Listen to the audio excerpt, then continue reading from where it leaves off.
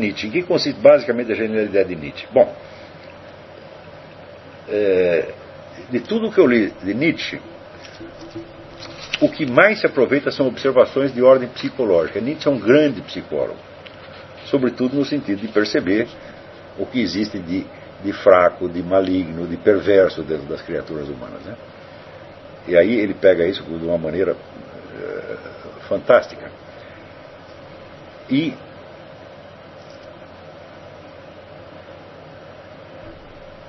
às vezes também tem algumas intuições formidáveis de ordem estética, mas é tudo muito confuso. Agora, a parte psicológica eu acho bastante consistente. Porque se você quiser fazer uma psicologia da miséria humana, ela está toda em Nietzsche. E tudo aquilo é real.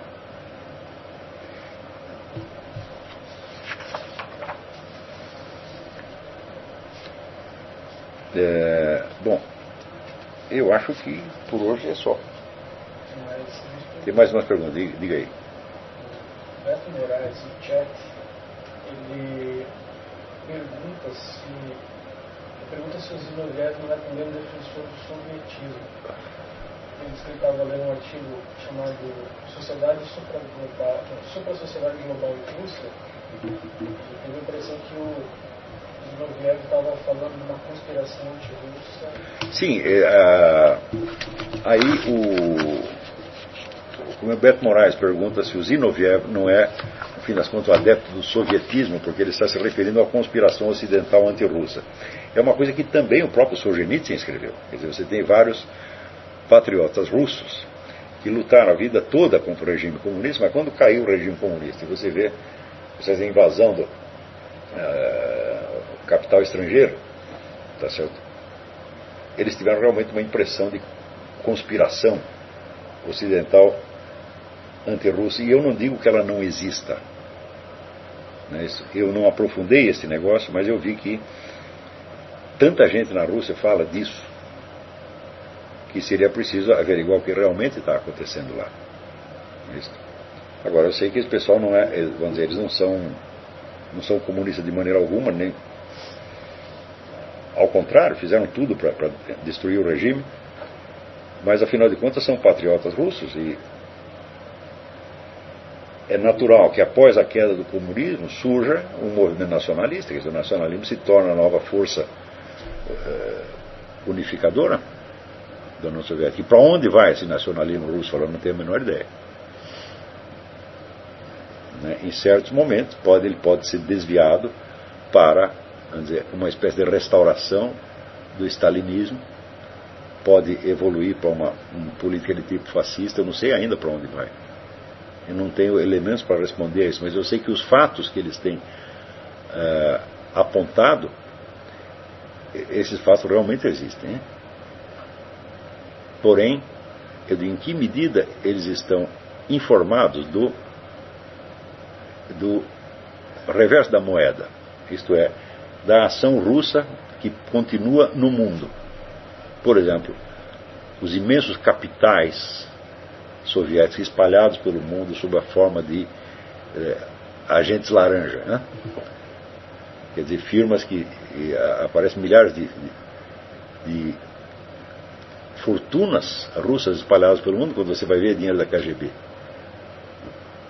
E eu acho que essas reações dos nacionalistas russos contra a descaracterização cultural da Rússia, elas são legítimas, mas é um pouco mais ou menos como esse negócio do Mário Ferreira dos Santos. Quer dizer, é um fenômeno que eles estão vendo e estão chocados perante aquele fenômeno e estão reagindo ainda sem ter todos os dados na mão, tá certo? Mas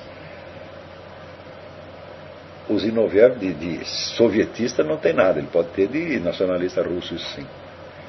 Ademais, esta parte da obra, tanto do Zinoviev quanto do Solzhenitsyn, eu não creio que ela seja importante no conjunto, porque são apenas observações que eles fizeram diante de uma situação de momento, situação que eles não estão compreendendo bem e eu também não estou compreendendo bem. Então vamos esperar para ver, não é preciso se preocupar muito com isso, não. Mais algum aí? O Joel Cani pergunta: Prezado professor Olavo, na última aula o senhor apresentou a concepção do Josiah Royce a respeito do aspecto teleológico da existência humana. que não pode ser inteiramente apreendido nem pela razão, nem pela percepção. Como isso se articularia com a busca de sentido do Victor Frankl? Pergunto porque sempre que falo de Victor Frankl com alguém, a primeira reação quanto ao significado dessa busca é de algo externo a se fazer ou alcançar. Não de algo que esteja em nossa própria natureza. Bom, aí, quem é que fez a pergunta? Joel Tang pergunta como eu articularia aquela concepção do Josiah Royce que eu expliquei na última aula a respeito da natureza teleológica da individualidade humana com a ideia do Viktor Frankl da busca do sentido. Tá certo? Eu sinceramente não pensei no assunto. Mas eu não acredito que sejam coisas tão diferentes assim. Porque ele diz que o Josiah Royce fala de uma finalidade imanente à individualidade e o Viktor Frankl fala da busca do sentido como uma busca de um valor objetivo, real. Tá certo? Ora, esse valor objetivo e real, como coloca o Viktor Frankl, ele de fato existe como uma entidade superior a nós, mas ao mesmo tempo ela define o próprio perfil da individualidade porque ela responde à pergunta do Viktor Frankl: o que eu e somente eu posso e devo fazer? Portanto, é um aspecto da realidade total que está voltado para a sua pessoa e que é evidentemente um elemento fundamental na descoberta da sua individualidade. Embora, nas minhas explicações eu tenha me concentrado mais na ideia do passado e da continuidade histórico, biográfica interior sua, e não na busca do sentido, é claro que essa busca do sentido, ela unifica retroativamente, ela te dá uma visão unificada desse passado também. Não vejo como separar uma coisa da outra, né? E na medida que está falando de um objetivo da sua vida, que vai, vamos dizer, justamente te elucidar quanto à unidade da sua pessoa, então é claro que Josiah Royce e Frankl estão falando absolutamente da mesma coisa, né, desde dois enfoques analíticos completamente diferentes, mas eu não creio que haja nenhuma contradição aí, né? Mas note bem, isso aqui é apenas uma opinião. Eu não examinei esse problema. Se você quiser fazer, bom, aqui está um belo estudo filosófico para você fazer, né? O caráter teleológico da individualidade segundo Josiah Royce e a ideia do sentido da vida segundo Viktor Frankl. Isso dá uma tese universitária, tá certo? Então, eu pretendo que no último ano cada um de vocês se dedique, vamos dizer, a um estudo monográfico sobre alguma coisa. E que depois tudo isso, inclusive, seja publicado. Nós mesmos vamos tratar de arrumar os meios para publicar e divulgar essas coisas, tá certo? Mas não é necessário definir nada ainda. Eu espero apenas que todos vocês pensem o seguinte: o que eu vou fazer é uma coisa que é útil para as pessoas ou é só para resolver uma dúvida minha, né? Muito bem, então acho que eu vou passar imediatamente as questões do grupo do Mário Ferreira. Se os outros quiserem permanecer online durante isso, tudo bem. Bom, com relação ao grupo de estudos estratégicos primeiro, né? Eu acabo de entregar aqui ao Davi vários livros. Me mostra os livros aí para eu dizer para eles o que são. Que serão transformados em PDF e mandados para vocês. E eu sugiro que essas leituras sejam divididas, né, para que não haja o problema de que todos tenham de ler os mesmos livros. Eu acho que divide os livros, cada um lê aquilo em profundidade e apresenta para os outros um resumo, de modo que cada um dos outros saberá se aquilo tem algum interesse pessoal para ele ou se aquela informação basta. O primeiro é esse livro, Gérard Chaliand, Les Nouvelles Après la Guerre, né? Então, eu estou dando preferência aos livros que tratem, vamos dizer, da situação estratégica atual e depois nós vamos voltar para trás. O segundo é aquele já mencionado, Jacques Beau, La Guerre Asymétrique, né? Terceiro, esse aqui é um livro que eu já mencionei muito, The KGB and Soviet Disinformation, de Ladislau Bittman. Este aqui é um livro de uma importância extraordinária, Rules for Radicals, do Saul Alinsky, que foi o guru do Barack Obama, né? Isso é para vocês entenderem o que está sendo feito agora nos Estados Unidos, né? Este aqui é outro livro de uma importância incrível, Elliot Goodman, O Plano Soviético de Estado Mundial. Você vê que o primeiro plano elaborado de Estado mundial foi soviético. A gente nunca pode esquecer isso, né? Você não tem nenhum outro. Você tem tendências de Estado mundial, mas os primeiros que inventaram o Estado mundial foram os soviéticos. Então, os outros planos são mais ou menos baseados nele, né? E, por fim, isto aqui, Edmund Walsh era um jesuíta e vivia na Rússia, Total Empire, o Império Total, né, que vai mais ou menos na linha deste mesmo do Elliot Goodman. Então, vocês dividam esses livros, cada um lê um, e daqui, sei lá, 15 dias apresento. Eu vou alimentar vocês com esses livros de modo a formar um pouco uma massa crítica. E até as perguntas, as questões fundamentais que vocês vão depois investigar, vão surgir dessas leituras, né? Então, fale mais alto para ver se eles pegam aqui. Quem está fazendo? O pessoal do Instituto, acho que está saindo do ar, não sei se vão sair do ar. O Janeto pergunta se o senhor estará presente nas apresentações dos livros para corrigir e ampliar as explicações. Não estarei presente, mas vocês vão deixar isso gravado e eu vou ouvir depois. Se o senhor poderia informar em qual ordem esses livros devem ser lidos, e se conhece algum livro a respeito. Já me pergunta se há uma ordem na qual esse livro deve ser lido. Não, por definição, se várias pessoas vão estar lendo, não tem ordem nenhuma, né? Mas eu estou tentando selecionar pelo que me parece ser de importância mais imediata. E se o senhor conhece algum livro sobre essas empresas de laranja da Faria? Livros eu não conheço, mas tem vários artigos da internet que eu posso coletar. Mas tem alguma coisa disso que está no livro do Golitsyn. É isso? Então eu acho que partindo das dicas do Golitsyn, vocês mesmo podem fazer suas pesquisas na internet e achar mais coisa. Então é isso. Agora, vamos lá no Mário Ferreira, né?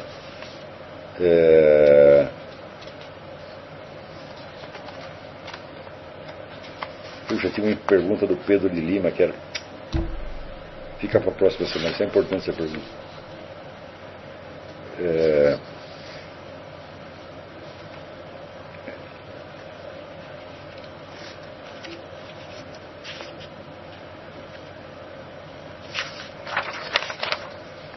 Aqui, quem é que mandou essa mensagem? Eduardo Garcia de Queiroz.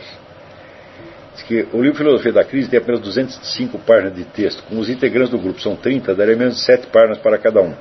Se eu fosse atribuir exatamente 7 páginas para cada um, ocorreria o truncamento do texto no meio de um capítulo, que por óbvio não seria recomendável. Assim, atribuir um capítulo para cada participante.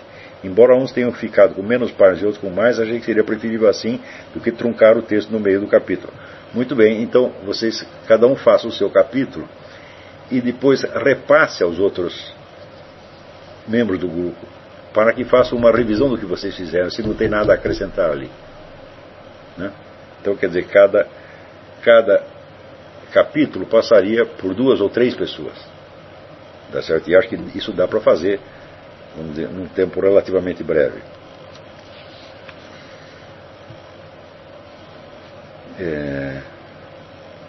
Em face disso, gostaria de indagar o professor Rauch se ele pode liberar outra obra do Mário Ferreira dos Santos para edição pelos alunos do grupo. Dizendo, não, vamos matar a filosofia da crise primeiro, isso é urgentíssimo.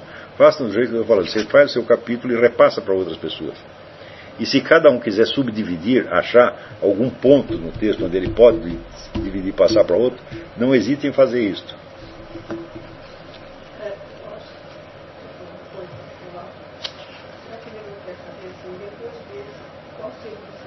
Não, ele está perguntando se poderia passar agora algum outro texto. Eu acho que não, vamos fazer isso, vamos colocar para nós mesmos esse desafio. Nós temos que liquidar a filosofia da crise anteontem. É uma corrida contra o tempo. Tá certo? Nós temos que, vamos dizer, houve um desafio da parte da Realizações. E se você nos entregar o texto, nós publicamos. Fala, pois nós vamos entregar. Nós não vamos deixar que picareta nenhum passe na nossa frente, chega lá para a Realizações escreve uma introduçãozinha vagabunda e pega o mesmo texto mal editado do Mário e para publicar. Nós não vamos permitir que ninguém faça isso. Nós temos que chegar na frente sempre. De modo que se nós fizermos isso 1 vez, 2 vezes, 3 vezes, quando chegar na 4ª vez, o Edson, se for preciso, ele vai nos esperar. porque ele sabe que nós vamos, que a gente cumpra a palavra. Não tinha umas perguntas aqui sobre o Mário. Peraí, alguém pergunta aqui, o Rafael pergunta, tem espaço para mais um no grupo do Mário Ferreira? Claro que tem. Mesmo porque esse negócio de fazer vários livros ao mesmo tempo, nós talvez possamos adotar isso depois de terminar a filosofia da crise. Nós temos que entrar com a filosofia da crise na realização muito rapidamente para a gente, por assim dizer, conquistar um espaço. Então, nós somos os primeiros, nós terminamos a coisa rapidamente e fazemos bem feito. Não que o Edson duvide da nossa capacidade de fazer isso, né? É que eu acho que ele pensou que eu estava querendo fazer sozinho. E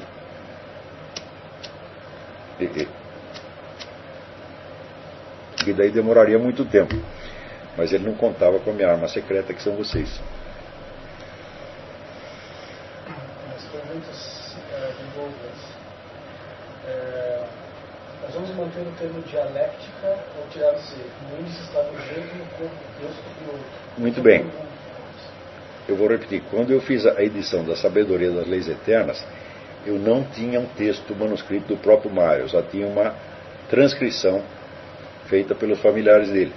Essa transcrição estava muito irregular.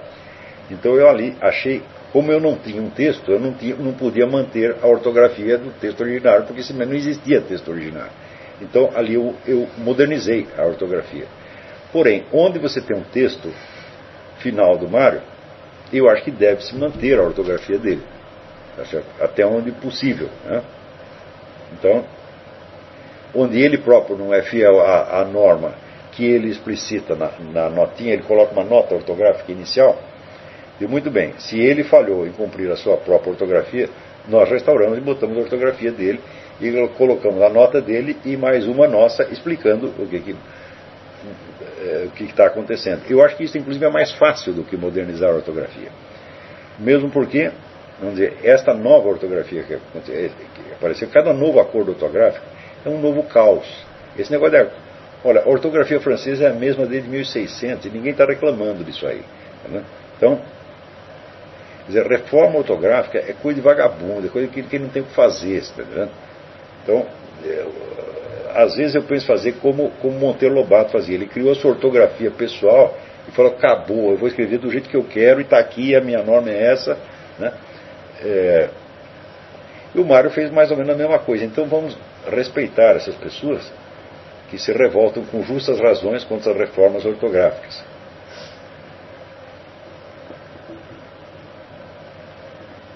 Eu continuo usando a mesma ortografia de 1947.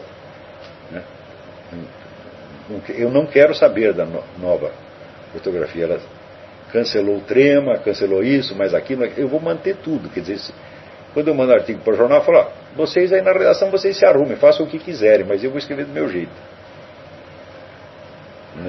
Quando há tantas reformas ortográficas, a solução é não obedecer nenhuma delas. Várias pessoas estão perguntando se é possível colocar os PDFs dos livros do grupo estratégico no site do seminário para que todos possam ter acesso. Sim, estou perguntando se é possível colocar os PDFs. Eu não sei, eu não quero incorrer em ilegalidade, eu não quero violar direitos autorais, né? Mas onde for possível, sem ilegalidade, nós faremos isso. Aonde não for possível, então, apenas para o uso do grupo, por impossibilidade de acesso, né? Tem alguns livros aí que você não vai encontrar de jeito nenhum. Esse de Elliot Goodman não existe mais. O do Padre Walsh também não existe. Então, isso aí nós temos nossa razão para fazer. Mas nós não podemos adotar isso como norma. Faremos quando possível, sem violação de direitos autorais, né? Pergunta do Douglas. Como fazer para corrigir a transliteração do grego? Quem pode se responsabilizar por isso? A transliteração do grego. Alguém que saiba grego. Deve ter alguém que sabe. Aí fala com o Bruno Mori, que sabe todas as línguas. O Bruno Mori fala 453 línguas. Ele deve saber. O Bruno Mori. Eu fico impressionado com isso, porque eu sofro que nem um cachorro para aprender uma língua nova. E tem gente que uma semana pega tudo. O Bruno Tolentino é impressionante, ele ia para um país, ele ia, sei lá, para a Zâmbia. Né? Chegava lá e 2 semanas estava falando a língua do lugar, um negócio impressionante.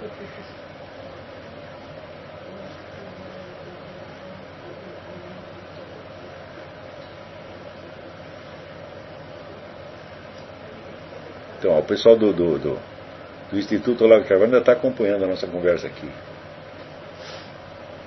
Então, tem mais pergunta aí? Douglas volta a perguntar a respeito da. Quando ele mencionou o negócio da dialética, Dialéctica. Não mantenha a dialéctica. Ele falou que a questão era um desacordo entre o índice e o corpo do texto. Sim, é um caso em que o próprio autor foi infiel à sua. Vamos dizer, a sua norma. Provavelmente está errado no índice que não foi feito por ele. Não é isso? E eu tenho certeza que a filosofia da crise tem páginas e páginas que foram realmente escritas pelo Mário. Você vê porque elas estão mais integradas, por assim dizer. Mas pode ter um pedaço ou outro que foi ou ditado ou gravado. Então, nós temos que tentar fazer a coisa do jeito que o autor queria, não necessariamente do jeito que ele fez. Quer dizer, é no índice que está sem a dialéctica está sem o C. Eu não lembro, não estou com o livro aqui. Eu nem olhei o índice, na verdade. Né? Esperando se manifestasse com Douglas, se manifestar aqui. Sim, é no índice. Ah, então predomina o texto, evidentemente. Né? O índice provavelmente foi feito pelo editor na hora, que era o gênero dele.